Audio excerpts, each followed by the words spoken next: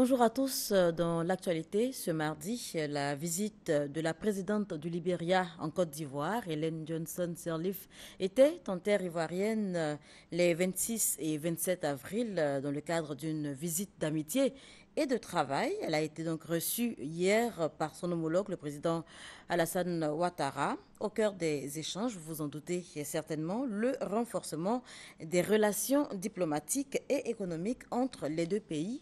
Notez que la présidente du Libéria a regagné Monrovia hier après-midi.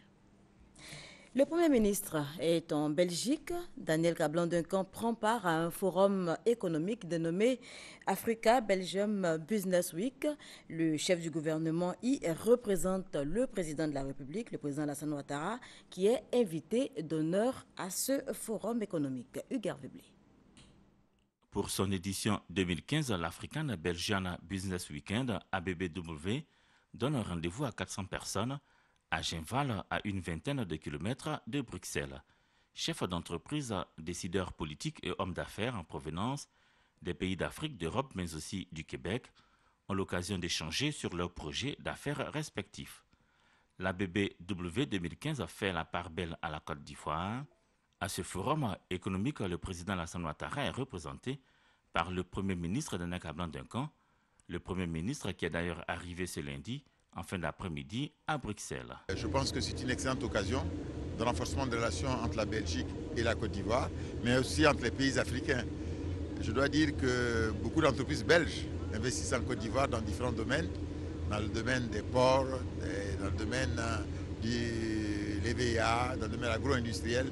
Et nous sommes vraiment très heureux de cette rencontre qui doit permettre en fait de renforcer cette coopération, de la diversifier et de faire en sorte que l'axe Bruxelles-Yamoussoukro soit un axe très fort de coopération nord-sud. Pays à l'honneur de l'ABBW 2015, la Côte d'Ivoire, qui compte une forte délégation en Belgique, donnera le top départ du forum économique ce mardi et va mettre pendant les 3 jours qu'il va durer en exergue ces secteurs clés, l'industrie, les télécommunications, les transports et autres. Soulignons que l'ABBW organisé par Africa Rise a pour vocation de faciliter les contacts entre les entrepreneurs de l'espace francophone mondial. Vous le savez, la BAD dépose à nouveau ses valises en Côte d'Ivoire. Les travaux de réhabilitation du bâtiment qui va donc abriter la banque vont bon train. Et plus que quelques aménagements à réaliser, nous dit notre reporter Christelle Menant. Pour s'enquérir donc de l'évolution des travaux, le Premier ministre Daniel Cablan-Duncan était sur le terrain un peu avant son départ en Belgique. 6e visite du Premier ministre dans les locaux en réhabilitation de la Banque africaine de développement. C'est dire l'importance de ce bâtiment qui finalise le retour de la BAD en Côte d'Ivoire. Une visite en présence du ministre d'État, ministre du Plan et du Développement Albert Mabry-Touaqueuse et de Donald Kaberuka, président en exercice de la BAD.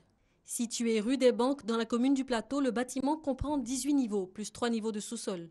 D'une superficie totale d'environ 40 000 m², le siège de la BAD en Côte d'Ivoire pourra accueillir dans les bureaux fraîchement rénovés jusqu'à 3 500 travailleurs. La réhabilitation initiée en 2012 aura coûté près de 40 milliards de francs CFA. Le gros œuvre est terminé, reste le parfait achèvement et le personnel de la BAD, installé provisoirement à l'immeuble CCIA au Plateau, pourra déménager aux alentours de fin juin 2015. Une autre visite guidée, toujours avec le chef du gouvernement qui a également visité avant son départ le chantier du prolongement et de redressement du boulevard de France. C'est à Cocody, des travaux qui s'élèvent à plus de 9 milliards de nos francs. Hamza Diaby. Abidjan a grandi de manière forte ces dernières décennies, mais le réseau des transports n'a pas suivi. Si les grands axes sont aujourd'hui bonne mine, quelques voies intermédiaires sont encore dégradées et largement insuffisantes pour permettre aux populations de se déplacer dans les conditions normales. Depuis 2011, le gouvernement a entamé des travaux d'aménagement et de réparation des voies. Ce vendredi, le Premier ministre Daniel Cablan-Duncan a lancé officiellement ses travaux de réhabilitation de la voirie urbaine d'Abidjan. Le chef de l'État, son Excellence M. Alassane Ouattara, a pris l'engagement de réhabiliter tout le réseau routier national, mais en donnant la priorité aux chefs-lieux de districts et de régions, ainsi qu'aux axes structurants reliant les différentes régions, afin de permettre la libre circulation des personnes et des biens. Nous avons élaboré un programme d'entretien routier piloté par le Fonds d'entretien routier de montant de 135 milliards de francs CFA et qui a permis aujourd'hui la réhabilitation de 90 km de voirie en pointe-à-temps sur l'ensemble du réseau et en particulier sur la ville. À ce jour, 80% des travaux sont achevés. Mais outre le financement de 135 milliards levé par le FER, le Fonds d'entretien routier, avec une dizaine de milliards sur la seule ville d'Abidjan, 10 autres milliards sont financés par le C2D, le contrat de désendettement et de développement. Ces travaux actuels, financés sur le C2D, vont concerner 22 km de voirie pour 12 km de réhabilitation ou pointe-à-temps, comme disent les experts, et 10 km de routes neuves bitumées. Les routes neuves à construire sont sur Yopougon et Abobo et permettront de désenclaver plusieurs quartiers comme Yopougon-Kouté, Kennedy, Koulocha, Abobo-Baoulé, Anodor, Abobo-Sud. Le deuxième C2D, signé en décembre dernier à Paris, va également prendre en compte les voiries urbaines d'Abidjan. Et un appel d'offres est en cours pour améliorer à côté de cela la signalisation et les aménagements de sécurité.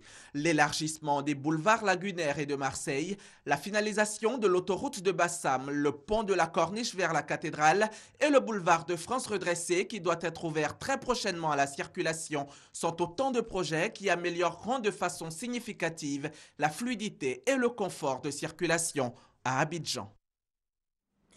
On aborde à présent ce litige maritime qui oppose la Côte d'Ivoire au Ghana. La Côte d'Ivoire avait demandé au tribunal international des droits de la mer en Allemagne de faire cesser les activités d'exportation et d'exploration pétrolière dans la zone litigieuse. Eh bien, c'est désormais chose faite. La Côte d'Ivoire semble avoir eu gain de cause. En attendant le verdict final, le tribunal a tout simplement interdit au Ghana toute nouvelle activité dans la dite zone. Adama Kone. Le Ghana doit prendre toutes les mesures pour qu'aucun nouveau forage ne soit effectué par lui ou sous son contrôle dans la zone litigieuse. Fin de citation. C'est la décision que vient de prendre le tribunal international du droit de la mer à Hambourg en Allemagne. Par ailleurs, il est demandé au Ghana de n'utiliser les informations résultant des activités d'exploration de quelque manière que ce soit, au détriment de la Côte d'Ivoire. Le tribunal a pris ces mesures conservatoires en attendant de se prononcer sur le fond du litige sur la frontière maritime entre le Ghana et la Côte d'Ivoire. Mesure conservatoire demandée par la Côte d'Ivoire quand elle s'est rendue compte que le Ghana avait accéléré les travaux de développement de gisements pétroliers situés dans la zone litigieuse afin de rentrer en production vers juin 2016. La question de la délimitation de la frontière maritime entre les deux pays est sur la table de la justice internationale depuis le mois de septembre 2014. Faut-il le rappeler, les deux parties étaient à leur 10e session de négociation quand la partie ghanéenne, par note verbale du 19 septembre 2014, a notifié l'annulation de la 11e session. Automatiquement, le Ghana a engagé une procédure judiciaire. Rendant son verdict sur les mesures conservatoires, le tribunal international du droit de la mer a toutefois conseillé aux deux parties la coopération pour prévenir tout dommage grave au milieu marin. Un nouveau système d'observation de la paix et de la sécurité au niveau sous-régional vient de voir le jour. Il s'agit tout simplement d'un système d'alerte précoce. Il a été expliqué, son mécanisme a donc été expliqué récemment aux membres de la société civile. C'était au cours d'un atelier. Francis Boifo y était pour la RTI. L'alerte précoce CEDEAO est la collecte systématique et l'analyse d'informations sur des régions confrontées à des crises alimentaires, sécuritaires, sociales, sanitaires. Bien que l'alerte précoce ait permis de résoudre plusieurs problèmes dans la sous-région, les experts de la CEDEAO constatent qu'il existe un fossé entre l'alerte et la réaction des communautés, d'où la mise en place d'un nouveau système d'alerte CEDEAO. Le nouveau système va comporter au niveau des États un centre national de coordination de la question de la réponse par rapport à l'alerte pour rentrer en contact avec les structures étatiques, les structures de la société civile qui s'occupent des questions paix et sécurité pour donc pouvoir agir au niveau des communautés et régler les problèmes avant que ces problèmes dégénèrent. Des élections présidentielles auront lieu les mois à venir en Côte d'Ivoire, au Burkina Faso et en Guinée. Le représentant spécial du président en exercice de la CEDEAO en Côte d'Ivoire appelle la société civile à plus de responsabilités. Les sociétés civiles de chaque pays qui devraient sensibiliser la population pour qu'ils sachent que les élections ne sont pas une fin fatale. De voir le futur, l'avenir du peuple, de ne pas s'entretuer. La cellule nationale d'alerte précoce invite la société civile ivoirienne à collaborer davantage avec les experts de la CEDEAO pour s'approprier les mécanismes de sensibilisation à la paix. L'école ivoirienne se porte de plus en plus mal et les grèves intempestives ne viennent pas pour arranger les choses. Ces dernières semaines encore, des lycées et collèges sont restés fermés et pour cause, des professeurs réclament tout simplement le paiement intégral de leur salaire de mars. Ami Koulibaly. L'école ivoirienne est paralysée. Depuis quelques jours, les enseignants du secondaire public sont encore entrés en grève.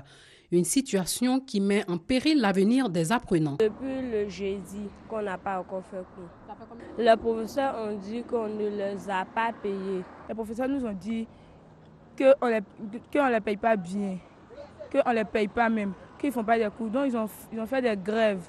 Ça faisait 2 semaines, 3 semaines par là. Et puis ils ont commencé encore jeudi. Donc ça fait 3 jours encore. Ces enseignants réclament le paiement intégral du salaire de mars qui a connu une ponction par le gouvernement pour fait de grève. 9 274 enseignants sont concernés par cette ponction. Aujourd'hui, la grève s'est étendue sur l'ensemble du territoire, empêchant la tenue des épreuves physiques pour les élèves en classe de 3e. Il y a des modalités à la grève. Et la grève, celle à laquelle nous avons assisté jusqu'à maintenant, c'était une grève perlée qui se faisait par échelonnement. Et naturellement, le préjudice causé aux élèves était grand. Et c'est pour ça que l'État de Côte d'Ivoire, en toute responsabilité, a dit, si vous continuez de faire la grève de cette façon-là, des ponctions vont suivre. Cette grève des enseignants du secondaire a fait des blessés et causé la destruction de 3 établissements secondaires dans les villes de Biankouman, Guibérois et Bonon. Du sport à présent, Dame Coupe présente en Côte d'Ivoire à l'issue de la CAN 2015 continue sa tournée à travers le pays. Un seul objectif, rassembler les Ivoiriens. Eh bien, à Gagnoa et à Mama, le trophée a été accueilli dans la ferveur. Ricardo Sava. Gagnoa, ou plus exactement Gognoa, capitale de la région du Go, ce lundi 20 avril. La Coupe d'Afrique des Nations de football y fait son entrée, sous le regard des autorités administratives, militaires, politiques et coutumières de la région. Sa mission, rassembler les Ivoiriens et consolider leur patriotisme autour de ce qu'ils peuvent considérer comme leur appartenant à tous et à chacun. Sans clivage ethnique, ni religieux, ni politique, mais sublimé par ce que le football a de mythique en termes de rassemblement et de cohésion patriotique, les populations du Go ont reçu leur trophée dans une ferveur exceptionnelle. Au stade Victor Biakaboda, temple du football local, qui a vu passer des joueurs prodigieux, Jérôme Lebrimanawa, Bodo Mayer, Somaïla Savané, Léon Bizier, Koné Gibril, Bia Pascal, symbole de la légendaire diversité ethnique de la région, la fête était colorée et rythmée par le célèbre Zikaligba de Papékou, dont les tambourinements frénétiques ont emporté le ministre Bambachek Daniel et Augustin Sidi Diallo, le président de la Fédération ivoirienne de football. Les chefs traditionnels, dont on avait dit qu'ils bouderaient l'événement, étaient en première ligne pour saluer l'objet d'art providentiel, devenu l'amidon d'un tissu social fané et fragilisé par la crise post-électorale de 2010. Dans la soirée, c'est Mama, le village du président Laurent Gbagbo, qui accueille à son tour le trophée. Les leaders politiques de la région, soutenus par 67 chefs de village, sont présents. Quand Joseph Obou, le chef de terre et les autres s'unissent pour la libation, l'émotion enveloppe Mama et étouffe toutes les rancœurs. la Coupe d'Afrique des Nations de football invite tout le monde à la réconciliation. En pays BT, un chef ne danse qu'au cours d'événements d'importance exceptionnelle. Et ce lundi, les chefs de village et de terre du Go tout entier l'ont fait pour une réconciliation vraie et une paix durable en Côte d'Ivoire.